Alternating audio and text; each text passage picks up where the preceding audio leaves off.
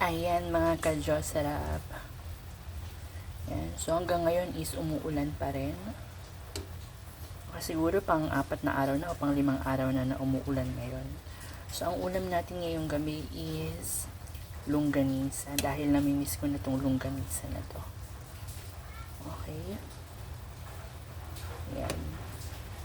So kailangan ng pagluto niyan is pinakuluan natin sa tubig. Templado naman na rin ito. Naglagay din ako ng konting mantika para hindi siya magdikit in case na matuyo na yung tubig habang kumukulo.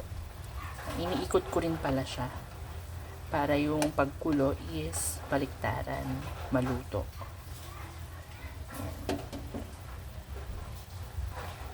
Vegan longganisa kasi to kaya masarap yan mga ka-Diyos, sarap.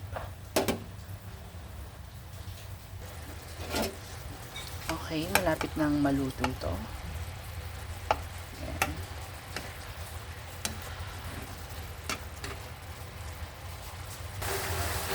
Grabe, yung uulan na naman ng malakas, mga ka-Diyos, sarap. 7:30 PM na ng gabi.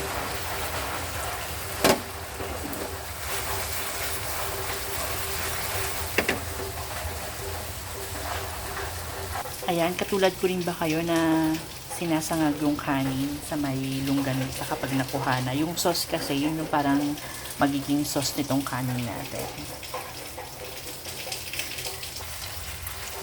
Okay. So, ginagawa ko talaga yun, yung kanin sinasangag ko.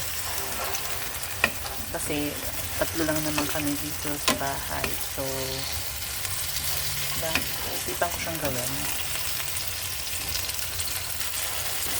Ayan mga ka-Diyos, sarap. Perfect. Bango. Papakita ko naman sa inyo sa bintana umuulan kung malakas ba o hindi. Okay, tignan natin.